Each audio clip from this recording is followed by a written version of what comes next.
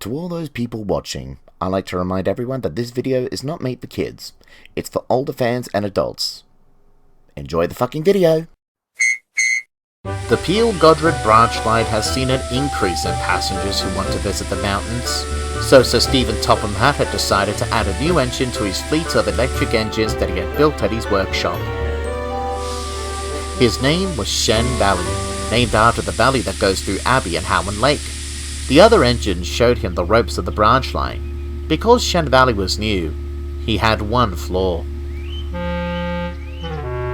"Oh, bother," groaned the driver. "Attention passengers," he called from the PA system. "Our engine overheated. We will keep you updated on any further development." The passengers groaned. Seine Valley felt sad. At last help had arrived, when Howen Lake came to push Seine Valley to the next station, and then take him back to the yards. "Really," he huffed. "Why would the fat controller waste his money on a new engine that constantly breaks down?"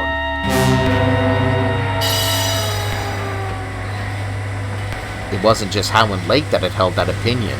Some of the other engines agreed with his sentiment too. "You're useless," they all said. The only engine that came to his defense was Abby. "He's not useless," she scolded. "Seine is like any other engine which is just brand new. We all had our share of teething troubles over the years, and we've been modified to be better." "But he's a brand new engine," groaned Howen Lake crossly. "Brand new engines aren't supposed to be failures." Abby rolled her eyes. "You didn't hear a word that I said. We all had a fair share of failures ourselves, and you should know." "Really? I don't recall," stammered Howen Lake nervously. "You were the worst one," chuckled Peel-Godred. "Sometimes we don't even know if you were really broken down, or if you were just pretending to get out of work." And the other electric engines chuckled, even Seine Valley. "No, you're all being very silly," replied Howen Lake. "You should be laughing, Seine. You're still useless." "Pay no attention to him," soothed Abby. "He just wants to make you feel bad." Howen paid no attention, but he gave it a small after what Abby had said. But all the criticism that Seine was getting made him feel very underconfident. Sir Stephen Topham Hatt came to see him after hearing complaints about Seine from the passengers, staff, and some of the engines. "Maybe I shouldn't be working here, sir," he said sadly. "Don't be silly," replied Sir Stephen crossly. "But I'll keep overheating with all this extra work during the summer, and I was supposed to be a new addition. I just feel so useless. The other engines think so, except for Abby. There are many engines over the years that have been deemed as failures, but they all got modified and repaired, and now they are the most useful and are still running today.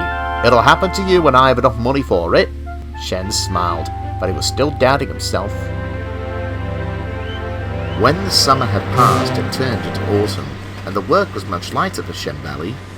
But then autumn turned to winter, and with that, the Christmas rush came, and work became heavier again. It wasn't snowing, but there had been days where there were constant winds. The engines had to be very careful as they travelled up and down the line with their trains, as the electric wires could get damaged, or things could be blown onto them.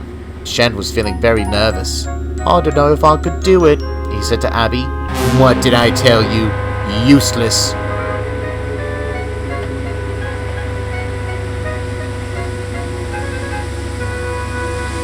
"Just do the best you can today, Seine.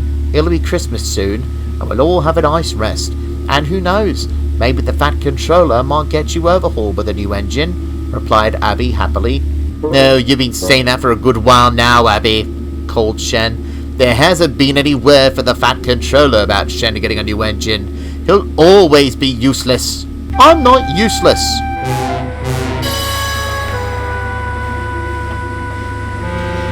The train was heavy and Seine was starting to feel hot and tired. "Must keep trying, must keep trying." But then he slowed down and stopped. "Oh no," he groaned. "Now Howen is sure going to laugh at me." And so he did. "Still useless," he said as he pushed him to the next station.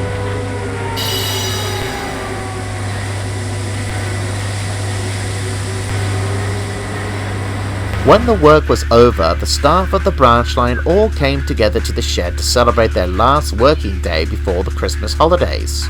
Shen was feeling sad, and so Stephen came towards him. "What's the matter, Shen?" he asked, and then Shen told him about his engine overheating again, and how Howard had been constantly criticizing him and calling him lazy. "Well, I'll have a word with him, but to make up for your engine trouble, I will be getting a new engine, sir?" asked Shen hopefully. "Well, I was going to say that you could help out with the maintenance crew on Boxing Day. It would be nice on your engine," replied Sir Stephen. "Oh, all right, sir," sighed Shen. "But will I have a new engine?" But all Sir Stephen could say is, "I don't know when, Shen." On Christmas Day, no trains were running, and all the engines were resting in the shed. Shen was happy because he shared the shed with Abby, and Hal and Leg was in the other shed with the other two engines. Meanwhile at Kirkmacken, a little girl named Alicia was given a Christmas present from her parents. It was a hat made by her mother. Alicia was very happy to have received such a gift. She loved it very much. After that they had Christmas dinner, watched the Queen's Message, and played with their Christmas presents. Her father, though, had too much fun, and the next morning on Boxing Day, he was not feeling very well. "Oh, I've got such a headache," he groaned. "I knew you had too much, Simon. Go and rest your head. I'll look after you." There really wasn't much to do on Boxing Day, so, with her mother's approval, she was allowed to walk the dog around the area and proudly wore her brand new hat. "Watch where you walk, sweetheart," warned her mother.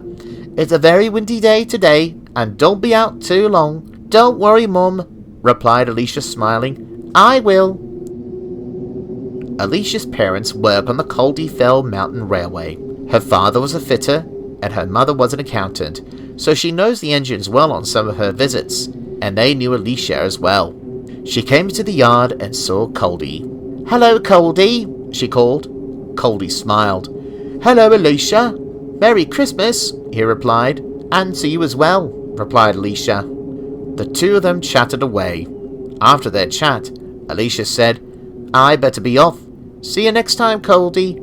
"Goodbye, Alicia," said Caldy. "Look after yourself."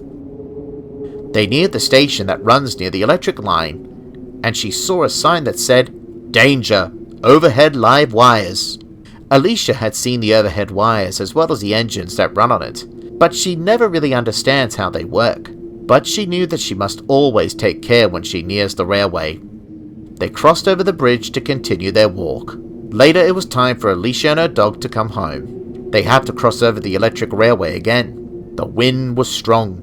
So strong that as she crossed the bridge with her dog, it tugged her new hat and it blew off her head. "My hat!" she cried. She tried to grab it, but it was too late. It sailed right onto the electric wire. "Oh, I must get it back," she wailed.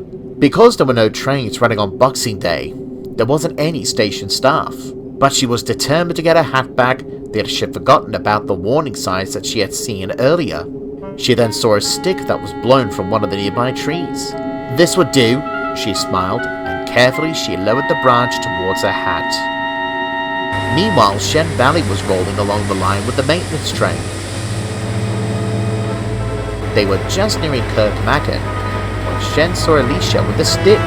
Shen was so shocked, he then yelled, "Stop!" The driver thought it was for him, and fortunately, Alicia jumped so much from the shout that she dropped the branch and it made a loud bang, creating a blue flash like lightning. This had frightened her. Her dog came to her rescue, and finally she calmed down, but tears welled from her eyes.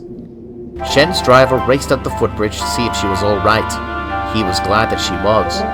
"You were very lucky," he said with relief. "If you had touched the electric wire with that branch of yours, you could have been killed. You don't even have to touch the wires to be hurt, because electricity can jump a long way."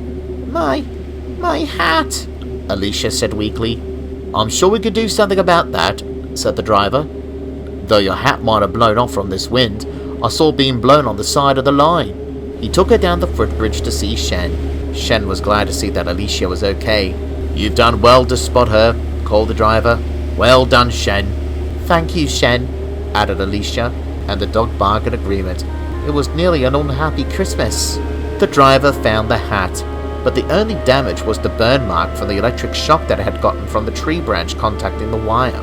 But Alicia knows that it was left there as a reminder of not taking chances near electric wires again. Her parents were cross that she had done such an act, but were relieved that she was safe. Shen told the other engines about it at the sheds later that night after he was done with the maintenance train. All of them were proud that even Howard had to admit it.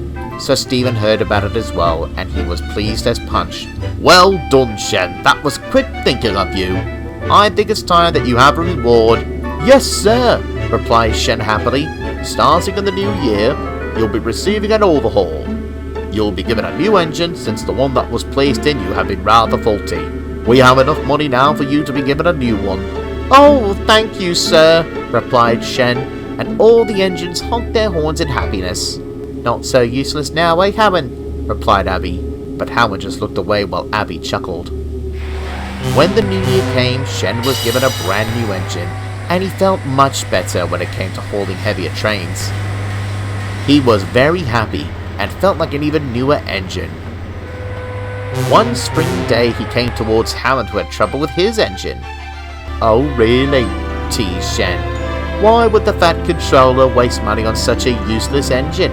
Howard knew that he deserved it after being mean to Shen. But ever since Shen had rescued Alicia from harm, he had respect towards the young electric engine.